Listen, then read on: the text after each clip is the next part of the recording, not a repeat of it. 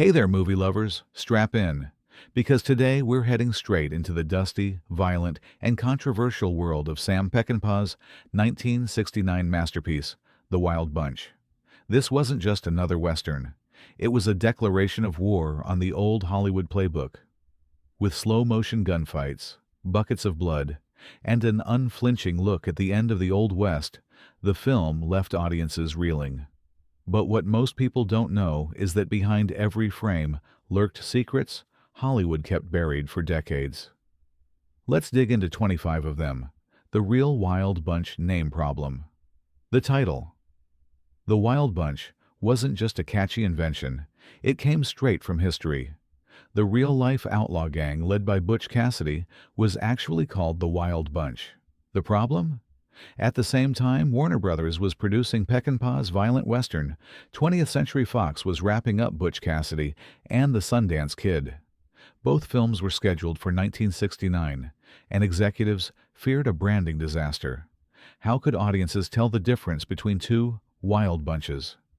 Fox decided to avoid confusion by rebranding their outlaws as the Hole in the Wall Gang, referencing the gang's Wyoming hideout. Warner Brothers, however, dug in their heels and refused to change. The title remained The Wild Bunch, giving it a gritty, mythic quality. Ironically, both films became hits, though in very different ways. Butch Cassidy was charming and playful, while Peckinpah's Wild Bunch was nihilistic and drenched in blood. Audiences ended up with two classics that shared roots, but couldn't have been more different in tone. Sam Peckinpah's rewrite battle. The original script for The Wild Bunch was written by Waylon Green, a rising talent who infused it with realism and grit. But when Sam Peckinpah signed on, he couldn't resist reshaping it. He rewrote large portions, sharpening themes of loyalty, aging, and the brutal collision between the Old West and modernity. Peckinpah made it bleaker, more violent, and more personal. The changes caused tension. Peckinpah insisted the script was his, but the Writers Guild got involved. In the end, Green, Peckinpah, and actor stuntman Roy Sickner, who had conceived the idea, shared screen credit. The surprising part? That credit earned them an Academy Award nomination for Best Screenplay, the only Oscar nomination Sam Peckinpah ever received. He would never win an Academy Award, despite his lasting influence on cinema. For Green, it was bittersweet. He often said he was grateful. Peckinpah didn't rewrite too much just to grab credit, but he knew the director had made it darker, angrier, and unforgettable. Without Peckinpah's fingerprints, it might have been just another Western. With him, it became a revolution. The role William Holden almost lost. William Holden is iconic as Pike Bishop, the weary leader of doomed outlaws. But he was far from the first choice. Hollywood circulated the role like a hot poker.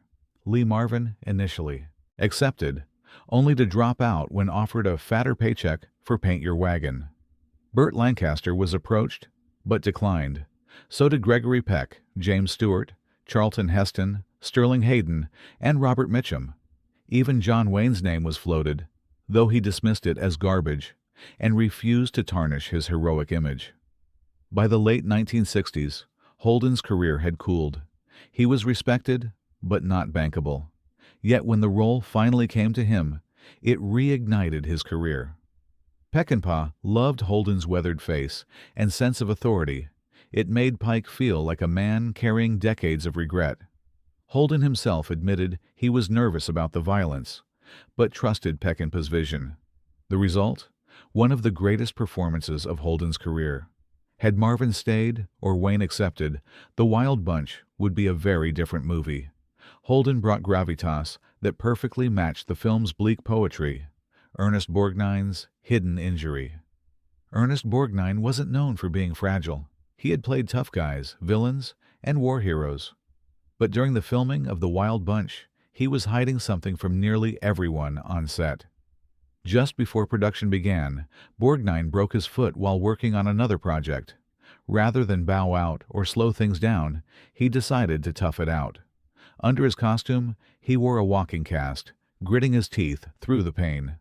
When you watch his stiff gait, or the way he sometimes braces himself, it's not an acting choice. It's a man performing action sequences while quietly enduring an injury that would sideline most actors. Peckinpah admired Borgnine's dedication, though he wasn't exactly sympathetic. The director was notorious for pushing actors to their breaking point. Borgnine, always a professional, never complained on camera. He knew the stakes. The film was ambitious, brutal, and required full commitment. In the end, his performance as Dutch earned praise for its toughness. Few realized that behind that toughness was a broken foot and a lot of resilience. A dangerous bridge stunt that almost went wrong.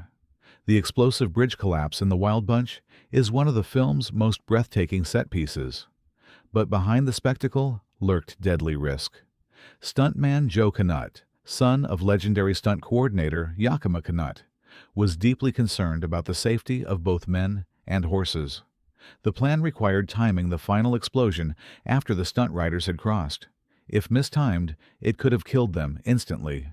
Special effects coordinator Bud Holber brushed off concerns, insisting everything was safe. Knut didn't buy it. Quietly, he stationed crew member Gordon Dawson with a club behind Holber. The instruction? If the stuntmen began falling before the final charge, Dawson was to knock Holber unconscious before he could trigger the blast. Thankfully, the sequence went off without disaster. But that backup plan reveals just how far people were willing to go to protect each other on Naswaib, a Peckinpah set. Today, it would be unimaginable for a crew to plan something so extreme. Yet in 1969, the danger was real, and trust in Peckinpah's recklessness was anything but absolute. Peckinpah's pranks on Strother Martin. Sam Peckinpah was infamous for being volatile, drinking, fighting, and tormenting his cast. But sometimes his cruelty came with a twisted sense of humor.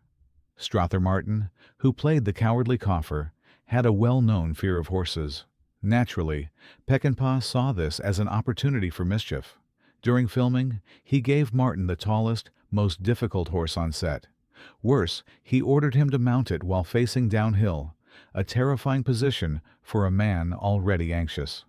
Martin panicked, the crew howled with laughter, and Peckinpah stood by smirking. To him, a little actor terror only made the performance more authentic. Lou Lombardo, the film's editor, later confirmed the prank, recalling that Peckinpah enjoyed needling Martin whenever possible. Strother took it in stride, mostly, but it showed the strange dynamic on Peckinpah's sets. The director believed authenticity sometimes required discomfort, even humiliation.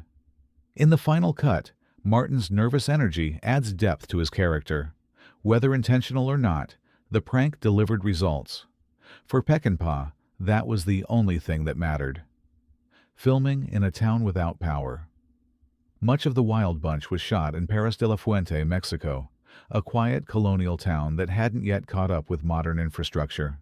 In fact, officials were preparing to install electric power lines just before production began.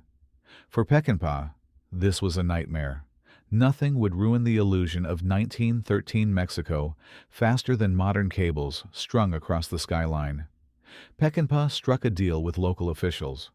The production paid to delay electrification for 6 months, ensuring the town looked appropriately timeless. Even so, power lines slipped into some shots, a reminder that history was never far behind. Shooting in Mexico gave the film an authenticity Hollywood backlots couldn't match. The dusty streets, ancient architecture, and rural atmosphere grounded the bloody spectacle. But it also meant dealing with logistical headaches, lack of modern amenities, long days, and extreme heat. Peckinpah thrived in this environment, though, using it to push his cast and crew harder. Paris became more than a backdrop. It was almost a character in itself, representing the clash between old and new that defined the movie's soul. The costume crisis of 6,000 men.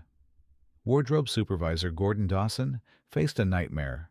350 Mexican Army uniforms and hundreds of extras constantly being blown up, shot, or drenched in blood squibs. Every battle sequence shredded costumes. After nearly every take, Dawson's team rushed to patch, wash, and repair the same sets of uniforms. By the end of filming, those 350 costumes had been recycled to clothe an astonishing 6,000 extras. It was an around-the-clock effort. While Peckinpah gleefully staged carnage, Dawson's crew raced against the clock to reset the illusion of fresh troops. The work was exhausting, but vital. Without it, continuity would have collapsed, and the climactic massacre wouldn't have looked as seamless as it does. Dawson later admitted it was one of the toughest wardrobe jobs of his career. The irony? Most viewers never notice. The soldiers are cut down so quickly that their uniforms blur into the chaos. Yet, behind every fleeting extra was a crew desperately trying to keep the Mexican army looking fresh, even as Peckinpah destroyed them. Take after take, Warner Brothers cut the film without permission. When The Wild Bunch first hit theaters in 1969, Warner Brothers executives panicked. The film's box office numbers weren't as strong as they hoped, and critics were sharply divided. Their solution? Trim the runtime so theaters could fit in more daily showings. They ordered producer Phil Feldman to cut 10 minutes without even consulting Sam Peckinpah. The result was a mess. Feldman's editing was sloppy, making parts of the story incoherent. Characters seemed to vanish, motivations were unclear, and Peckinpah's carefully orchestrated rhythm was ruined. When Peckinpah found out, he was furious. He refused to speak to Feldman ever again. The butchered version circulated for years, leaving audiences puzzled. Only decades later were Peckinpah's original edits restored. Sadly, the director never lived to see the film return to its full glory. He died in 1984, long before the restoration. Today, cinephiles argue that the director's cut is the only way to truly experience The Wild Bunch, the way Peckinpah intended. It's a reminder of how studios often meddled, and how art sometimes suffered for commerce. Mexican soldiers in the final shootout. One of the most stunning details of The Wild Bunch is the sheer number of soldiers swarming the screen during the climactic massacre. The chaos looks authentic because it was. Apart from American stuntmen handling the most dangerous falls and explosions, the soldiers weren't actors at all. They were actual members of a Mexican cavalry regiment hired for the production. This gave the sequence a sense of weight. The soldiers moved with real military discipline, and their presence made the film's scale feel enormous. They weren't just extras wandering around, they were trained fighters used to carrying themselves like soldiers. Peckinpah loved it. He pushed them hard, choreographing elaborate blood-soaked chaos with the help of his assistant directors. For the soldiers, it was an unusual assignment, but one that paid well and came with bragging rights. The scene's realism has become legendary. Every fall, every charge, every desperate scramble feels authentic because it largely was. Few westerns ever used real troops, and that decision helped cement The Wild Bunch as one of the most unforgettable finales in cinema history. Peckinpah's son appears on screen. Eagle-eyed viewers may notice a fleeting moment during the opening robbery when two children cling to each other, watching in terror as the gang rides past. One of those kids was Matthew Peckinpah, the director's own son. Sam Peckinpah often blurred the line between his personal life and his films. Casting his son was more than just nepotism. It was a way of tying himself directly to the story. For him, filmmaking was personal. He saw himself in his outlaws, aging, flawed, reckless, and placing his son in the middle of the chaos was symbolic. Matthew later revealed he barely remembered the moment, but being part of the film gave him a strange connection to his father's most infamous work. Today, that blink and you'll miss it cameo stands as a hidden gem for fans. In a movie filled with betrayal, brutality, and bloodshed, that small detail is almost tender. It's Peckinpah saying, in his own way, that family, even amidst carnage, was never far from his mind. The infamous wine vat scene. Ben Johnson and Warren Oates share one of the most notorious sequences in the film, a raucous romp in giant vats of wine with two laughing Mexican women. At first glance, it looks like a wild, drunken celebration staged for the cameras. The truth is stranger. Those women weren't actresses. They were local prostitutes hired directly from a nearby brothel. Sam Peckinpah, ever the provocateur, boasted afterward that Warner Brothers had essentially paid for sex workers to appear in a Hollywood film. He even joked to his crew that it was one of his proudest achievements. The scene itself is chaotic, sweaty, and undeniably authentic, because it was. For Johnson and Oates, it was a surreal experience, one that became a favorite story in later interviews. The mixture of drunken joy and underlying seediness captured Peckinpah's vision perfectly, a world where pleasure and violence coexisted, always on the edge of destruction. It remains one of the strangest production stories, proof that Peckinpah's wild side wasn't just in the script. It was on set too. The improvised last walk. The final march of the gang, their slow, deliberate walk toward Mapache's fortress, is one of the most iconic images in Western history. But here's the twist. It wasn't originally in the script. Initially, the plan was to cut directly from the gang, leaving the brothel to their confrontation. Peckinpah, however, saw an opportunity. On the day of filming, he told the cast to march through the town instead. He wanted the Mexican villagers, many of them extras, to watch in awe and fear as the doomed outlaws passed. The assistant directors quickly choreographed the background action, and cameras rolled. The result was pure magic. The walk stretched the tension to unbearable levels. The audience knew the gang was marching to certain death, but Peckinpah made us savor every step. William Holden, Ernest Borgnine, Ben Jonson, and Warren Oates looked like men who had already accepted their fate. That improvised decision gave cinema one of its most unforgettable moments, a march of legends into the jaws of hell. Without it, The Wild Bunch wouldn't be the same film. The Mustache Battle between Holden and Peckinpah. William Holden looked every bit the grizzled outlaw as Pike Bishop, but that rugged mustache was not his idea. In fact, Holden hated it. He felt it aged him too much and distracted from his expressions on camera. But Peckinpah, obsessed with authenticity, insisted that a man like Pike would never be clean-shaven. The two clashed bitterly before filming began. Holden argued, Peckinpah barked back, and the standoff nearly became personal. In the end, the director won. Holden begrudgingly wore a false mustache throughout the production, though he reportedly cursed it between takes. Ironically, that mustache became iconic. It gave Holden a weary, world-weary look that perfectly matched the film's themes of men out of time. Without it, Pike might have looked like a matinee idol instead of a leader weighed down by guilt and loss. Holden may have resented it, but history sided with Peckinpah. That mustache became part of the film's DNA, proof that even small battles on set could shape cinematic legend, the political shadow of General Huerta. In one tense moment, Robert Ryan's character, Deke Thornton, refers to General Mapache as a killer for Huerta. The line wasn't just colorful writing, it was a direct reference to real history. General Victoriano Huerta had seized power in Mexico in 1913, overthrowing and assassinating President Francisco Madero. This nod tied the Wild Bunch directly to real political violence. Mapache, the film's ruthless general, symbolized Huerta's corruption and brutality. For Mexican audiences, this wasn't abstract, it was raw memory.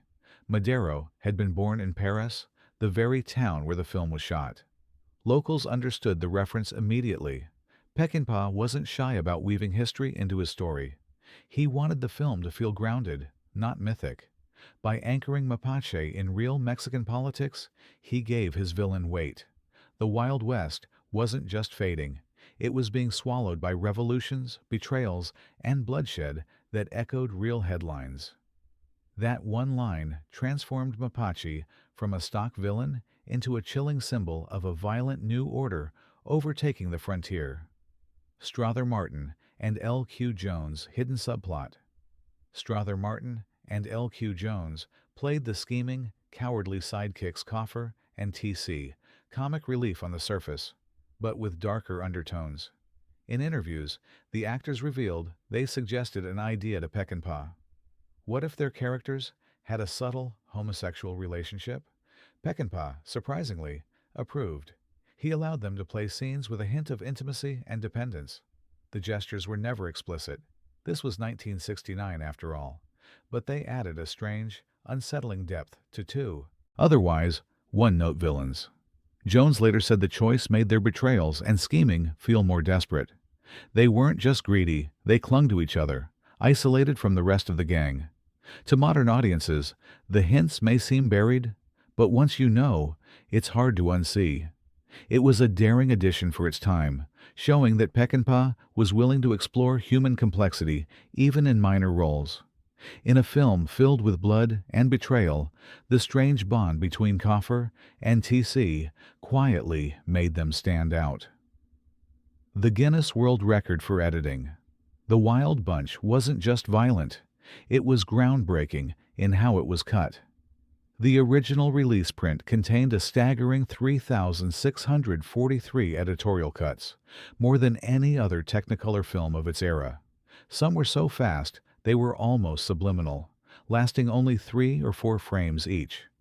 Peckinpah and his editor Lou Lombardo pioneered the use of rapid-fire cutting combined with slow motion.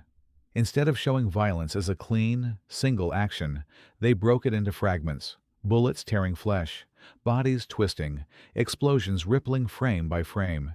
It created a hypnotic, brutal ballet that no one had seen before. Audiences were stunned. Some critics called it genius, others said it was sadistic. Either way, it changed the language of cinema. Future directors from John Woo to Quentin Tarantino borrowed Peckinpah's technique. That editing record still stands as a symbol of Peckinpah's obsession. For him, violence wasn't just spectacle, it was art, and he cut it to pieces until it became unforgettable. The box office that almost failed. With all its hype, The Wild Bunch wasn't the massive hit Warner Brothers expected. The film cost around $6 million to make and earned about $10.5 million at the domestic box office. Respectable, yes, but not spectacular compared to other 1969 blockbusters. The violence turned off many mainstream audiences. Some theaters even refused to book it. Critics were divided. Some hailed it as revolutionary, others condemned it as depraved. Warner executives worried they had backed a failure. But time told a different story.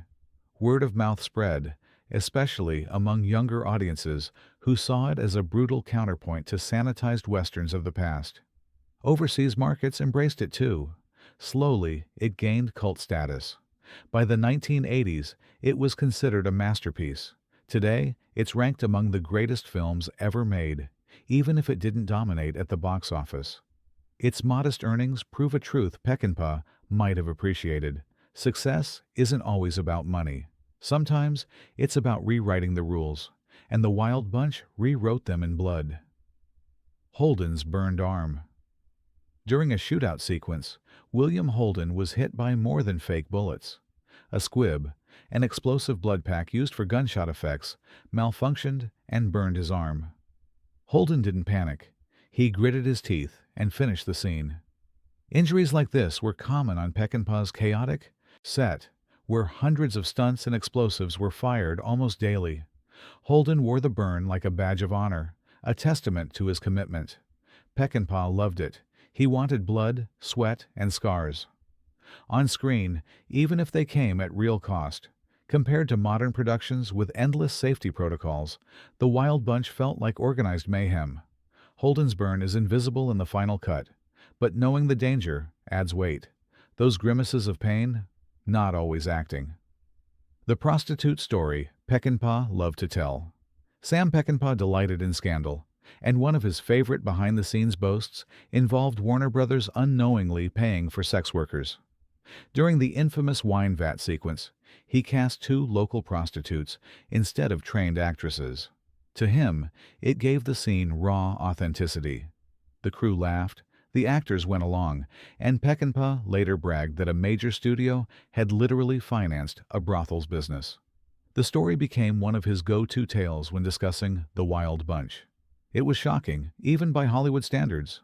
But it fit Peckinpah's image. Part outlaw, part filmmaker, never afraid to mix the worlds of grit and art. For him, the film wasn't about polish. It was about truth, even if it came from the unlikeliest of places. The editor who changed film forever. Lou Lombardo wasn't a household name, but his editing of The Wild Bunch changed cinema forever. He developed the balletic violent style by combining ultra-fast cuts with slow-motion photography. Instead of showing a single action, he broke it into multiple fragments, explosions, screams, blood, dust, so audiences absorbed it like a nightmare. This technique influenced generations of directors. John Woo openly credited The Wild Bunch for inspiring his gunfights. Quentin Tarantino, Martin Scorsese, and Kathryn Bigelow all borrowed Lombardo's methods. What seemed chaotic was in fact meticulously designed. Peckinpah gave Lombardo freedom, and together they created something new. Violence not as a single shock, but as an experience. Critics called it excessive, but others saw genius. Today, Lombardo's work is studied in film schools. Without him, The Wild Bunch might just be another dusty western. With him, it became a visual revolution. Peckinpah's feud with Warner Brothers. Peckinpah's war with Warner Brothers didn't end with runtime cuts. He battled executives constantly, over budget, casting, editing, and marketing. Studio heads saw him as reckless, a drunk with too much power. He saw them as cowards who didn't understand art. The relationship grew toxic. After the unauthorized 10-minute cut, Peckinpah swore never to forgive producer Phil Feldman. He refused to attend studio meetings, drank heavily, and let his contempt spill into interviews. The film's initial box office underperformance gave Warner ammunition against him. But over time, critics and scholars re-evaluated the film, and Warner eventually restored his vision. By then, Peckinpah's reputation was both mythic and ruined. He was the outlaw director who made masterpieces but left a trail of chaos. The Wild Bunch was his greatest triumph and the root of his fiercest battles. The split of critics. When The Wild Bunch premiered, critics were polarized. Some called it a masterpiece, comparing Peckinpah to Kurosawa. Others called it filth. The New York Times' Vincent Canby said it was a masterpiece of mayhem. Time magazine, however, blasted it as bloody pornography. Audiences were equally split. Younger viewers embraced it, thrilled by its unflinching violence and realism. Older audiences were horrified, many walking out mid-screening. The controversy only fueled curiosity. Everyone wanted to see the film people were arguing about. That debate is part of why The Wild Bunch endures. It wasn't universally loved. It was fought over, defended, condemned, and eventually canonized. For Peckinpah, that was victory enough. He hadn't made a safe Western. He'd made one that demanded a reaction. A town delayed modernity. Paris, Mexico, wasn't just a location. It was frozen in time. Local officials were on the verge of modernizing, stringing new power lines across the town. Peckinpah panicked. Such visuals would ruin the authenticity of his 1913 setting. His solution? He paid the town to delay modernization. The film's budget covered a 6-month hold on electrification, essentially bribing history to wait. Still, sharp-eyed viewers can spot power lines in some shots, a reminder that the 20th century was creeping in. That tension mirrored the story itself. Outlaws fighting modernity, only to be swallowed by it. Paris stood as both a perfect backdrop and a symbol of time running out.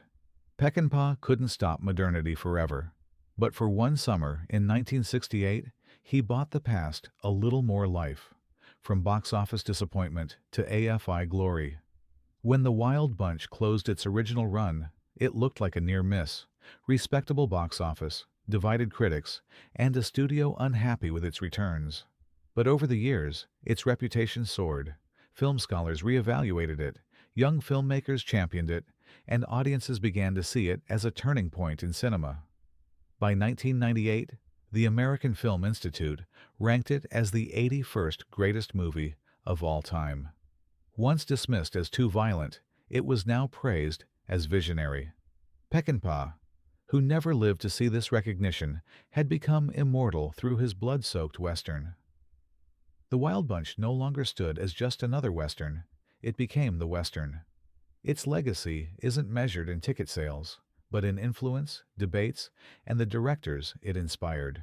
It was Peckinpah's curse and gift, failure in his lifetime, triumph in history. And there you have it, 25 Secrets from the Wild Bunch, a film that stormed Hollywood, divided critics, and redefined what a Western could be. From dangerous stunts and hidden cameos to scandals Peckinpah bragged about for decades. The movie's legacy is as wild as its title. Which of these secrets shocked you most? Drop your thoughts in the comments, hit that like button, and subscribe so you don't miss more stories hidden behind cinema's greatest legends.